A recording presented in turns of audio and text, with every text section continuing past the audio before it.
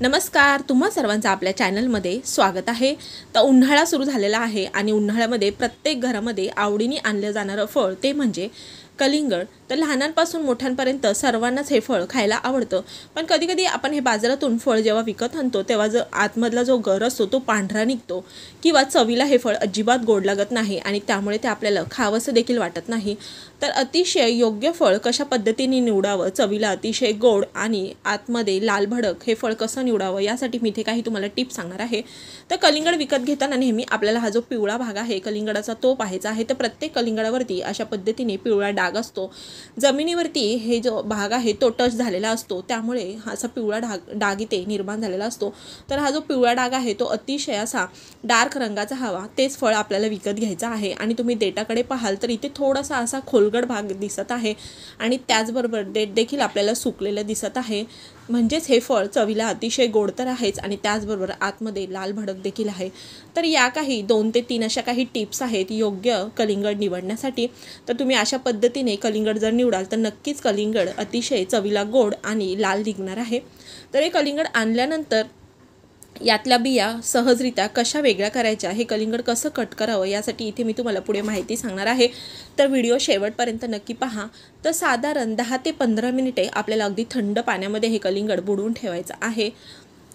कलिंगड फ्रीजमध्ये लगेचच ठेवायचं नाही, थंड पाण्यामध्ये बुडवून ठेवल्यानंतर हे फळ मी पुसून घेतलेलं आहे। आणि कलिंगड कट करण्यासाठी नेहमी अतिशय धारदार चाकूचा वापर करा, म्हणजे कलिंगड अतिशय पटकन आणि व्यवस्थित कट होतं। तर हे पहा, देठाकडचा भाग मी कट केलेला आहे, त्याचबरोबर हा जो खालचा भाग आहे तो देखील आपल्याला अशाच पद्धतीने कट करून घ्यायचा आहे।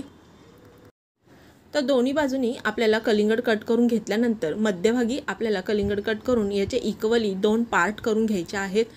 तर तुम्ही पाहू शकता मस्त अगदी लाल भडक असं हे कलिंगड दिसत आहे, खूपच सुंदर असा याचा रंग आहे। तर यातल्या एका भागातला मी तुम्हाला या ज्या बिया आहेत ते काढून दाखवणार आहे। तर हा जो दुसरा भाग आहे तो मी असंच ठेवून दिलेला आहे। तर हे पहा, अशा पद्धतीने यातले जे हिरवं साल आहे ते चाकूच्या सहाय्याने आपल्याला कट करून घ्यायचं आहे। तर तुम्ही धारदार चाकूचा वापर केला तर अगदी पटकन असं हे साल निघतं, अजिबात याला वेळ किंवा कष्ट लागत नाही। तर तुम्ही पाहू शकता अतिशय पटापटाचे हे साल निघत आहे आणि त्याचबरोबर जो पांढरा भाग दिसत आहे तो देखील आपल्याला अशाच पद्धतीने कट करून घ्यायचा आहे। लहान मुलांना जेव्हा आपण कलिंगड खाण्यासाठी त्याची फोडी करून देतो तर भरपूर वेळा ते खाताना त्याचा जो रस आहे तो अंगावरती सांडून घेतात, त्यामुळे व्यवस्थित त्यांना खाता येत नाही। तर जर तुम्ही अशा पद्धतीने त्यांना कट करून दिलात, त्यातल्या बिया काढून दिलात तर अगदी आवडीने आणि व्यवस्थित त्यांना कलिंगड खाता येतं। तर हे पहा, यावरती जो काही पांढरा भाग दिसत आहे तो देखील आपल्याला व्यवस्थित अशा पद्धतीने कट करून घ्यायचा आहे। तर हे दिसायला देखील फारच छान दिसत आहे। तर हे पहा, खालच्या बाजूनी थोडासा पांढरा आणि हिरवा भाग दिसत आहे, तो देखील मी कट करून घेत आहे। तर अगदी मस्त असं हे कट करून घेतलेलं आहे आणि नंतर आपल्याला व्हिडिओत दाखवल्याप्रमाणे याच्या पातळ पातळ स्लायसेस करून घ्यायचे आहेत। तुम्हाला हवा असल्यास तुम्ही जाड देखील याच्या स्लायसेस करू शकता, तुमच्या आवडीप्रमाणे तुम्ही याच्या स्लायसेस करू शकता। तर हे पहा, इथे 4 ते 5 या स्लायसेस मी केलेल्या आहेत आणि यातल्या आता बिया कशा पद्धतीने वेगळ्या करायचे ते मी तुम्हाला दाखवणार आहे।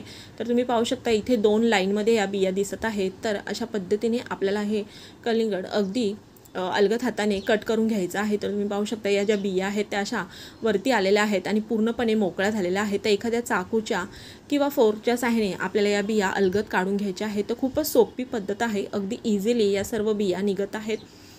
तर लहान मुलांना आपण जर अशा पद्धतीने कलिंगड कट करून दिलं तर ते अगदी आवडीने खातात आणि बिया देखील याच्या घरभर पसरवत नाही। तर हे पहा, अशाच पद्धतीने सर्व बिया इथे मी काढून घेत आहे।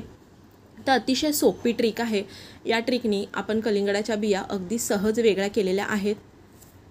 तर पूर्णपणे या बिया काढल्यानंतर आपल्याला या छोट्या छोट्या याच्या फोडी करून घ्यायच्या आहेत। तर उन्हाळ्यामध्ये हे फळ खाल्ल्यामुळे आपल्या शरीराला भरपूर याचे फायदे होतात।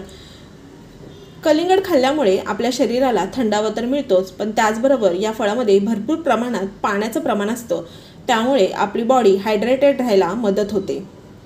तर मी सांगितलेल्या टिप्सनुसार तुम्ही नक्की कलिंगड खरेदी करून पहा आणि ते कसं निघालं ते मला कमेंटद्वारे नक्की सांगा। तर आय होप तुम्हाला हा व्हिडिओ आवडला असेल।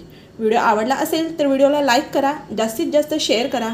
तुम्ही माझ्या चॅनलवर नवीन असाल, अजून सबस्क्राईब केलं नसेल तर सबस्क्राईब करा आणि बाजूचे बेल बटन देखील प्रेस करा, म्हणजेच तुम्हाला माझ्या येणाऱ्या नवीन व्हिडिओजचे नोटिफिकेशन मिळेल। चला तर मग पुन्हा भेटूयात अशाच एक नवीन व्हिडिओसह. धन्यवाद.